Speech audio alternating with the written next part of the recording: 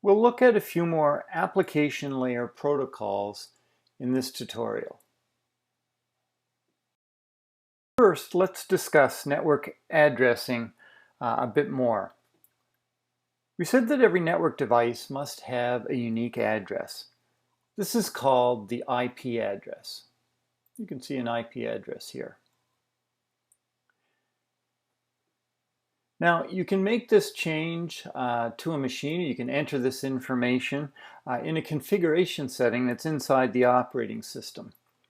In Windows, you do this through Control Panel. In OS X, in an Apple machine, you would use something called System Preferences.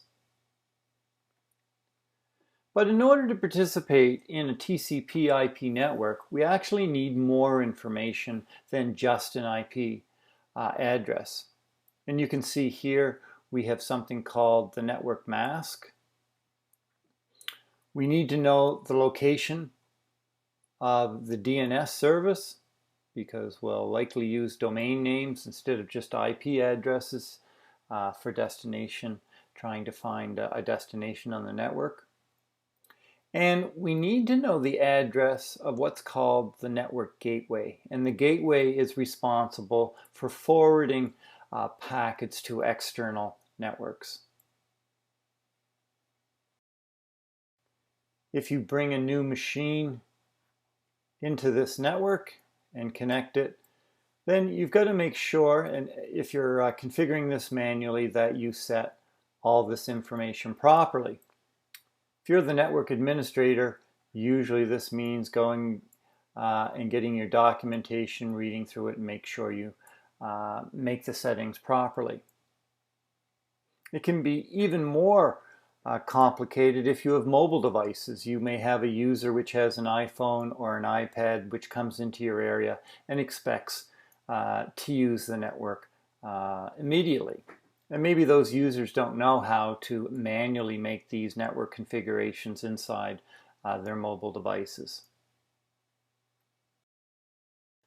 So while we can manually enter network configuration settings, it's often impractical to do in large networks or when we have devices which randomly appear on our network at different times. This is solved by the Dynamic Host Configuration Protocol, or DHCP.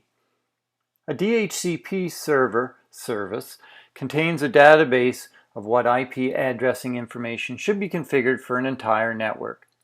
When a machine powers up, it uses the DHCP protocol to communicate with a DHCP service, and it will receive a unique IP address and other necessary information.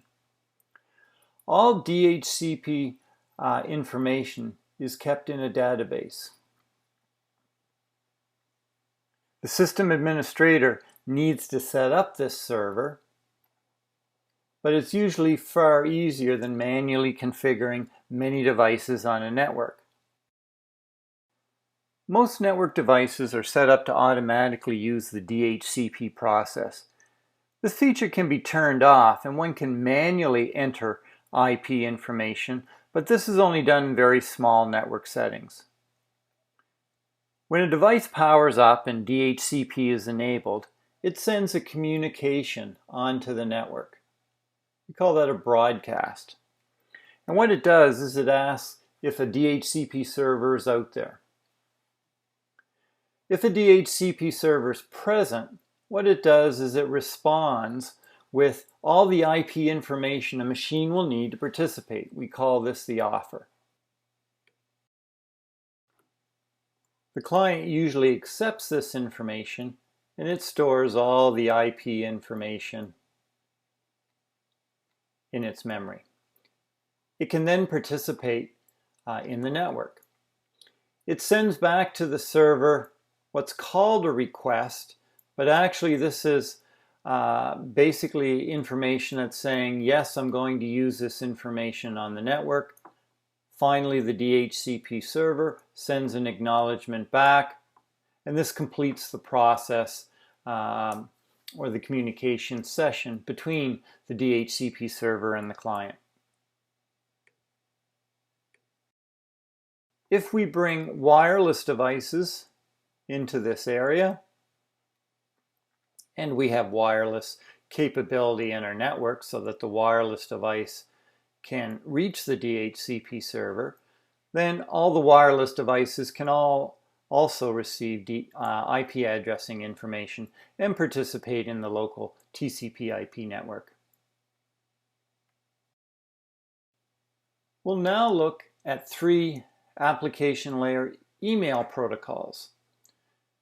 And in this example, we'll look at protocols called POP for Post Office Protocol, IMAP, Internet Message Access Protocol, and SMTP, or Simple Mail Transport Protocol. The Simple Mail Transport Protocol is used to transmit email from one location to another. Here, mail is being sent from a client to the local post office.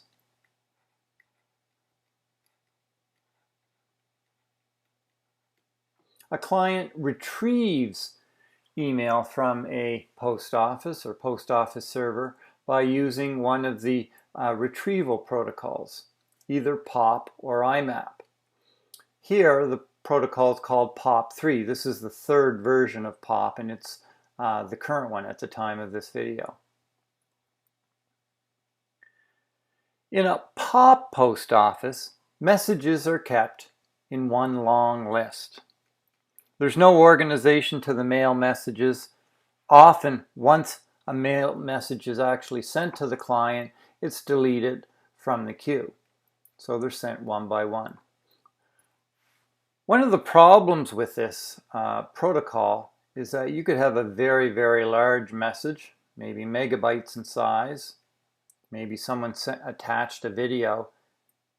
And you could have a small, a low bandwidth link. In the old days, these were dial-up links. One of the problems is you would retrieve some email, and then when you got the very large email message, maybe that took hours, sometimes days, before you could get the email messages that are in the queue behind it. IMAP improved on this. And in IMAP, it's designed to keep the mail in server and to allow a user to organize their mail in folders. So I could move email messages to certain folders, store them, retrieve them later. In IMAP,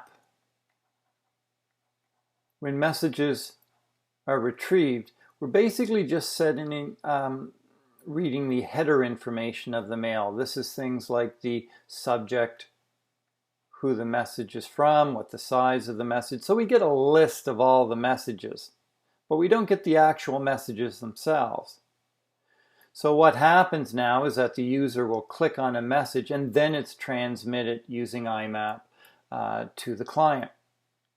The nice thing about this is that if the user happens to recognize, wow, there's a big attachment in this email, and maybe I won't download it on this slow link that I have at home, I'll wait till I go into the office, which we have a much faster connection. And so it doesn't clog up, and I have access to all the email messages that may be waiting. The other advantage here is that we often have many devices now that we're retrieving email from. So we may have a small phone, we may have an iPad, we may have a few machines, and since the mail is always on the IMAP server, it's always available to any of our devices. In a POP system, if we've set that up to delete it from the server, we've gotten an email message maybe at home, we want to retrieve it on our mobile device the next day, but when it connects into the POP server, that email message has been deleted.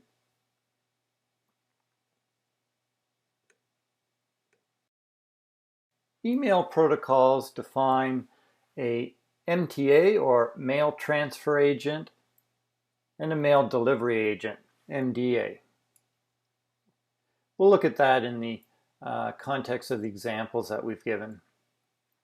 If the client is sending an email to the local email server, and it will use the SMTP protocol, inside the local post office, is something called a mail transfer agent, because often if I send an email, likely the person I'm sending it to is not local. That means it doesn't have a post office slot in the mailbox of this server. It has to be forwarded. The mail transfer agent inside this server is responsible for forwarding mail to the proper post office. For instance, I'm in an Eastlink system. Perhaps I'm sending mail to someone who's in a Bell ISP domain. And so every time I send email from home, I'll send that to my local Eastlink mail server. It will use its mail transfer agent to forward that to a Bell post office so that it can get delivered in the proper user's mailbox. When a client requests mail from the local post office server, the mail delivery agent in the server is the software component that's responsible for sending mail back to the client. And it's going to use one of the mail delivery protocols for that, POP3 or IMAP in our example. Now, there are many other mail protocols in existence. One of the more common mail systems is Microsoft's Exchange. There are others. And it uses a proprietary or unique to Microsoft protocol called MAPI. So this was a quick overview of two application layer protocol systems, the first being DHCP, which is responsible for providing network addressing automatically to network devices so that an administrator doesn't need to manually configure those. We've also looked at three of the common email protocols, which are responsible for sending and delivering and transferring email over a TCP/IP network.